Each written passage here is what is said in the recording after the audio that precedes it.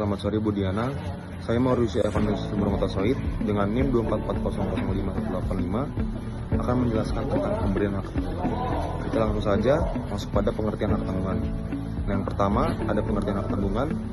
Jadi pengertian hak tanggungan ini adalah secara sederhana, hak tanggungan adalah jaminan kebenaran atas tanah yang digunakan untuk menjamin pelunasan hutang. Jadi ketika debitur gagal bayar, kreditur punya hak istimewa untuk menjual tanah tersebut dan mengambil hasilnya sebagai pelunasan.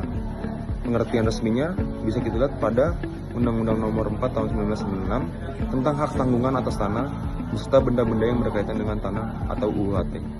Jadi, yang isinya, hak tanggungan atas tanah beserta benda-benda yang berkaitan dengan tanah adalah hak jaminan atas tanah sebagaimana dimaksud dalam UPA untuk pelunasan hutang tertentu yang memberikan kedudukan yang diutamakan kepada kreditor tentu terhadap kreditor lainnya. Itu isinya.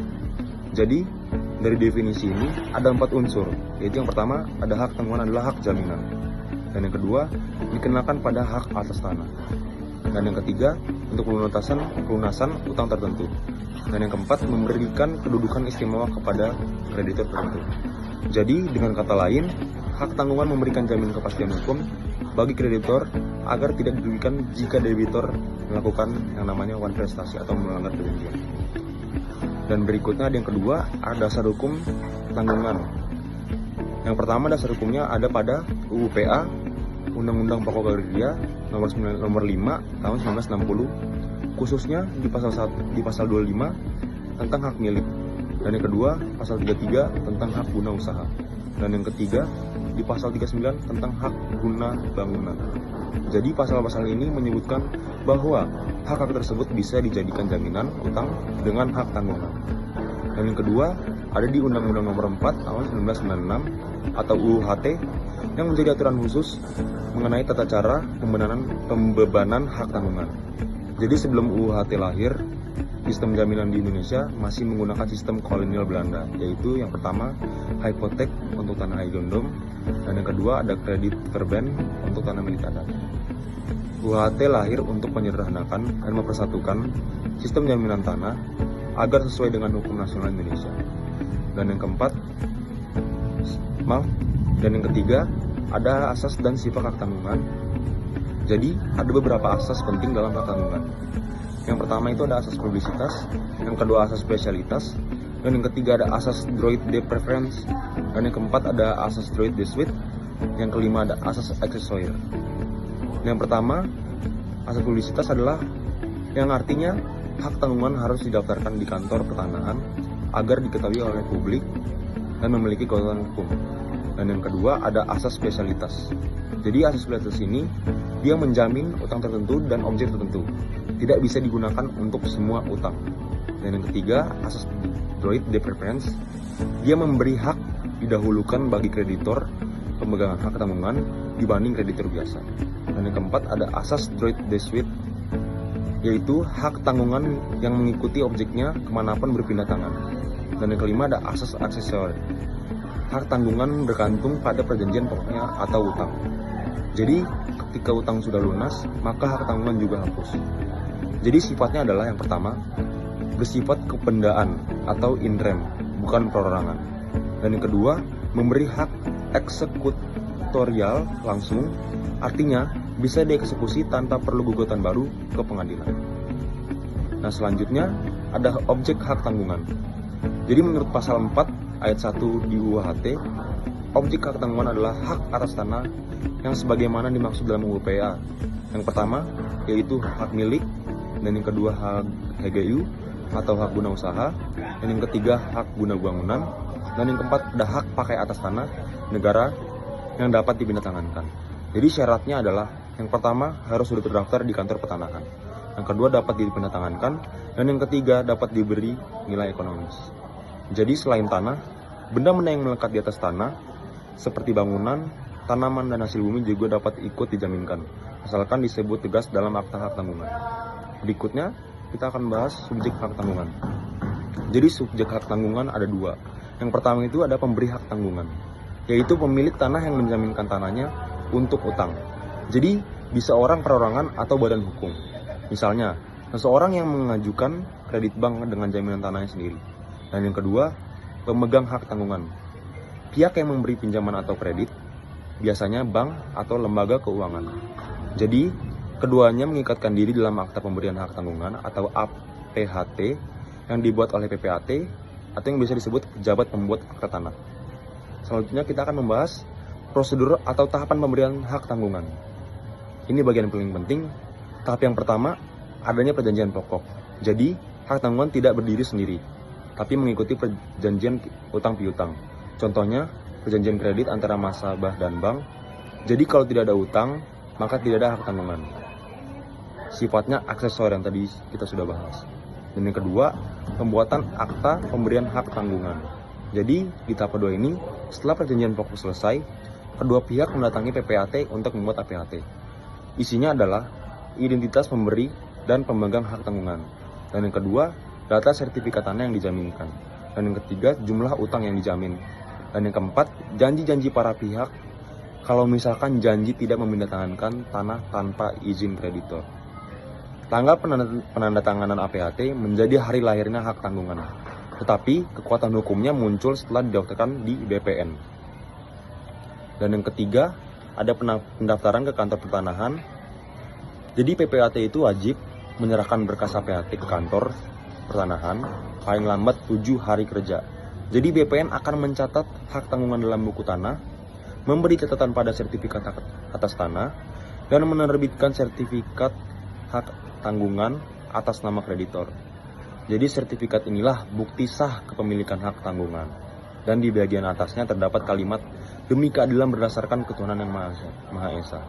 Jadi kalimat ini menandakan SHT memiliki kekuatan eksekutorial setara putusan pengadilan. Selanjutnya, ada pembahasan tentang kekuatan hukum dan hak kreditor. Jadi setelah terdaftar, hak tanggungan memberi 3 kekuatan hukum utama. Yang pertama ada droit de preference yang sudah kita bahas tadi, yaitu kreditor pemegang hak tanggungan mendapat prioritas pembayaran jika debitur melakukan yang namanya wan prestasi atau pelanggaran perjanjian dibanding kreditor lainnya. Yang kedua ada droit de suite, hak tanggungan yang tetap melekat pada tanah meskipun tanah itu dijual atau berpindah tangan ke pihak lain. Dan yang ketiga, kekuatan eksekutorial, kreditor bisa menjual objek hak tanggungan melalui lelang umum tanpa perlu putusan pengadilan. Dasarnya ada pada pasal 6 UHT. Jadi proses lelang dilakukan melalui kantor pelayanan kekayaan negara dan lelang, atau yang biasa kita sebut KPKNL.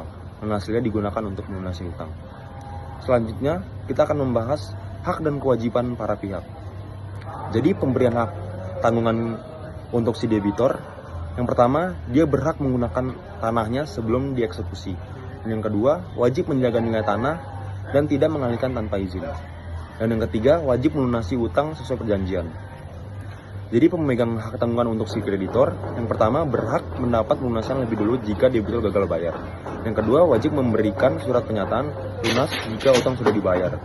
Dan yang ketiga, tidak boleh menguasai objek hak tanggungan secara sewenang-wenang karena tanah tetap milik debitur sampai dieksekusi. Selanjutnya, kita akan membahas contoh kasus nyata. Yang pertama, ada contoh sederhana. Jadi ada seorang pengusaha, sebut saja Andi, meminjam uang 1 miliar dari Bank BRI sebagai jaminan. Jadi Andi menyerahkan tanah hak milik seluas 1000 meter persegi di Bandung. Dibuatlah akta pemberian hak tanggungan oleh PPAT dan didaftarkan ke BPN. Jadi beberapa tahun kemudian, usaha Andi bangkrut dan tidak bisa membayar pinjaman. Maka bank bisa melelang tanah tersebut melalui KPKNL. Hasilnya digunakan untuk menutup utang. Jadi contoh ini menunjukkan fungsi perlindungan hukum bagi kreditor tanpa merugikan debitor karena dijalankan sesuai prosedur hukum. Selanjutnya, kita akan membahas tentang penghapusan hak tanggungan. Jadi menurut pasal 18 UHT, hak tanggungan hapus karena yang pertama, utang yang dijamin telah lunas, dan yang kedua, pelepasan oleh pemegang hak tanggungan, dan yang ketiga, penghapusan berdasarkan putusan pengadilan yang berkekuatan hukum tetap. Jadi jika utangnya habis, kreditor wajib memberikan surat pernyataan hapusnya hak tanggungan agar bisa dihapus dari buku tanah di BPN. Dan selanjutnya kita akan membahas perbandingan dengan lembaga jaminan lain. Jadi di sini akan membahas hak tanggungan yang sering dibandingkan dengan yang pertama, fidusia, yaitu yang objeknya benda bergerak seperti kendaraan, mesin, dan lain-lain. Dan yang kedua ada gadai, yang juga benda bergerak tapi tanpa pendaftaran. Dan yang ketiga ada hipotek, yang dulu digunakan untuk kapal laut dan pesawat. Jadi keunggulan hak tanggungan adalah yang pertama, memberi kepastian hukum tertinggi karena didaftarkan di BPN. Dan yang kedua, dapat dieksekusi tanpa di pengadilan. Dan yang ketiga, dia mengikuti asas-asas hukum secara agraria nasional. Oke, selanjutnya kita akan membahas tentang analisis dan pentingnya hak tanggungan. Jadi hak tanggungan bukan hanya soal jaminan kredit, tapi juga bagian dari stabilitas ekonomi nasional, karena sistem perbankan membutuhkan kepastian hukum atas pembangunan tanah. Kalau lembaga seperti ini tidak ada, maka kreditur akan ragu memberi pinjaman dan pertumbuhan ekonomi bisa terganggu. Jadi hak tanggungan berperan besar dalam menjaga keamanan transaksi, ekonomi, dan kepercayaan perbankan. Selanjutnya, ada kesimpulan dari materi ini. Jadi, kita tadi sudah membahas tentang hak tanggungan adalah jaminan kebenaran atas tanah, dan yang kedua memberi hak istimewa bagi kreditor, dan yang ketiga membebankan melalui APHT di hadapan PPAT dan didaftarkan ke BPN. Dan yang selanjutnya ada bersifat publik, spesifik, dan aksesoris dan bisa dihapus setelah utang dilunasi atau objeknya hapus. Jadi intinya adalah hak tanggungan adalah bukti bahwa hukum agraria di Indonesia menjamin keseimbangan antara kepentingan kreditor dan debitur. Terima kasih. Baik, saya akan membahaskan lanjutan tentang pemberian hak tanggungan yang dikaji oleh Bapak Rodeo Sudewo Pranoto Miharjo, yang dimana ia adalah Magister Kenotariatan Fakultas Hukum Universitas Surabaya, yang membahas tentang judulnya implikasi nilai hak tanggungan dalam pemberian hak tanggungan. Jadi di sini saya akan meng-highlight tentang hasil dan pembahasannya, yang dimana ada hak tanggungan sebagai jaminan kebendaan. Dia mengatakan bahwa meskipun pasal 1131 BW telah mengatur dan memberikan perlindungan hukum bagi kreditur untuk mendapatkan pelunasan piutangnya apabila debitur dengan prestasi, namun perlindungan tersebut tidak memberikan kedudukan diutamakan atas pelunasan piutangnya dari kreditur-kreditur lainnya. Oleh karenanya, perlu adanya benda-benda debitur yang secara khusus dijaminkan hanya untuk melunasi piutang kreditur apabila debitur dengan prestasi yang hanya berlaku bagi kreditur tersebut. Jaminan yang dapat memberikan hak untuk diutamakan pelunasan piutang kreditur dan kreditur-kreditur lainnya adalah jaminan kebendaan, sehingga kreditur yang memiliki hak diutamakan disebut dengan kreditur preferen. Hak diutamakan kreditur preferen hanyalah sebatas pada benda-benda yang telah diikat secara khusus bagi jaminan. Jaminan kebendaan dapat berupa benda bergerak dan tidak bergerak. Benda tidak bergerak yang dapat dijaminkan salah satunya adalah tanah dengan menggunakan lembaga jaminan hak tanggungan. Mengenai lembaga jaminan, hak tanggungan dapat diambil kesimpulan antara lain merupakan suatu jaminan yang menimbulkan hak kebendaan. Hak atas tanah yang dapat menjadi objek hak tanggungan antara lain yaitu hak milik, hak guna bangunan, hak guna usaha, hak pakai, dan hak milik atas satuan rumah susun.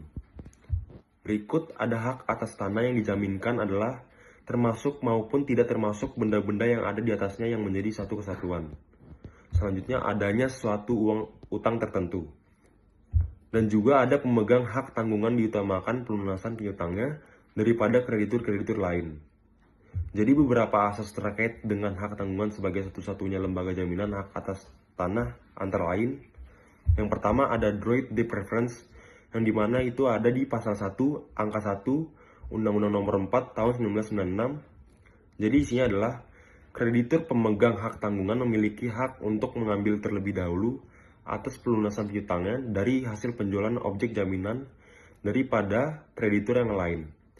Berbeda apabila kreditur tersebut hanyalah pemegang jaminan perorangan, maka kreditur hanya sebagai kreditur konkuren. Artinya, di antara kreditur-kreditur tersebut tidak ada yang didahulukan pelunasan piutangnya sebagaimana ditentukan dalam pasal 1132 BW. Jadi pasal 1132 BW ini menentukan hasil penjualan benda-benda debitur dan akan dibagi menurut perbandingan piutang-piutang masing-masing kreditur. Dan yang kedua ada droit de suite, yang dimana itu ada di pasal 7 Undang-Undang Nomor 4 Tahun 1996. Jadi isinya adalah bahwa hak kebendaan yang ada di dalam hak tanggungan akan terus mengikuti kemana objek jaminan tersebut berada. Dan yang ketiga, ada hak tanggungan tidak dapat dibagi-bagi. Itu didapatkan pada pasal 2 ayat 1 Undang-Undang Nomor 4 Tahun 1996. Jadi isinya adalah, walaupun debitur telah melunasi sebagian utangnya, tidak berarti dari pembenaran hak tanggungan, ketentuan tersebut dapat dikesampingkan apabila suatu utang dijamin dengan beberapa hak atas tanah dan harus diperjanjikan dengan tegas di dalam APHT. Dan yang keempat, ada hak atas tanah yang dapat dibebani hak tanggungan adalah yang telah ada. Itu terdapat pada pasal 8 Undang-Undang Nomor 4 Tahun 1996. Yang dapat melakukan pemberian hak tanggungan adalah pemilik objek hak tanggungan. Sehingga hak atas tanah yang baru akan dimiliki di kemudian hari tidak dapat dijadikan jaminan untuk pelunasan satu orang. Dan yang kelima, ada memenuhi asas spesialitas terdapat pada pasal 11 Undang-Undang Nomor 4 Tahun 1996. Yang isinya, pemberian hak tanggungan harus ditunjuk secara khusus yang kemudian dituangkan dalam APHT dan harus tercantum identitas dan domisili penerima dan pemberi hak tanggungan, nilai hak tanggungan, benda atau objek yang menjadi objek hak tanggungan. Dan yang keenam, ada memenuhi asas publisitas yang terdapat pada pasal 13 Undang-Undang Nomor 4 Tahun 1996. Jadi pemberian hak tanggungan wajib diumumkan dan didaftarkan ke kantor pertanahan di daerah objek hak tanggungan tersebut berada. Asas publisitas ini dimaksudkan agar pemberian hak tanggungan dapat diketahui oleh umum sehingga dapat memberikan kepastian hukum kepada pihak-pihak yang berkepentingan. Dan selanjutnya ada mudah dan pasti dalam melakukan eksekusi. Itu terdapat pada pasal 6 dan pasal 20 Undang-Undang Nomor 4 Tahun 1996. Jadi apabila debitur wan prestasi, maka kreditur dapat segera melakukan eksekusi melalui pelelangan umum dengan cara mengajukan permohonan kepada kepala kantor lelang. Selain itu, juga dimungkinkan dilakukan penjualan di bawah tangan. Terdapat title eksekutorial di dalam sertifikat hak tanggungan dengan irah-irah yang berisi demi keadilan berdasarkan ketuhanan yang Maha Esa, sehingga eksekusi objek hak tanggungan tidak lagi memerlukan persetujuan pemberi hak tanggungan maupun tidak perlu meminta penetapan pengadilan. Dan yang ke-8, ada terhadap objek hak tanggungan tidak dapat diletakkan sita jaminan oleh pengadilan. Hal ini bertujuan memberikan jaminan kepastian hukum bagi pemegang hak tanggungan untuk tetap diutamakan pelunasan piutangnya daripada kreditur-kreditur lainnya.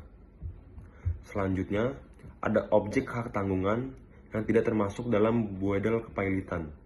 Itu terdapat pada pasal 21 Undang-Undang Nomor 4 Tahun 1996. Jadi jika debitur dinyatakan pailit, maka pemegang hak tanggungan atau kreditur tetap diutamakan pelunasan piutangnya. Jadi artinya, eksistensi atau lahir dan berakhirnya hak tanggungan mengikuti pada perjanjian utamanya, yaitu perjanjian kredit. Jadi kesimpulannya adalah, nilai hak tanggungan adalah faktor yang paling menentukan kedudukan kreditur itu menjadi kreditur yang diutamakan pelunasan piutangnya apabila debitur melakukan wan prestasi. Kreditur tersebut akan menjadi kreditur diutamakan hanya sebatas pada nilai hak tanggungan yang telah disepakati dan ditetapkan dalam akta pemberian hak tanggungan, sehingga apabila masih terdapat sisa piutang kreditur, maka terhadap sisa piutang tersebut membuat kedudukan kreditur tidak lagi diutamakan atau kreditur preferen, melainkan menjadi kreditur konkuren. Dengan berubahnya kedudukan kreditur preferen menjadi kreditur konkuren, maka atas sisa piutang membawa konsekuensi tidak lagi diutamakan melainkan memiliki kedudukan yang sama dengan kreditur-kreditur lainnya atas harta debitur yang lain. Terima kasih.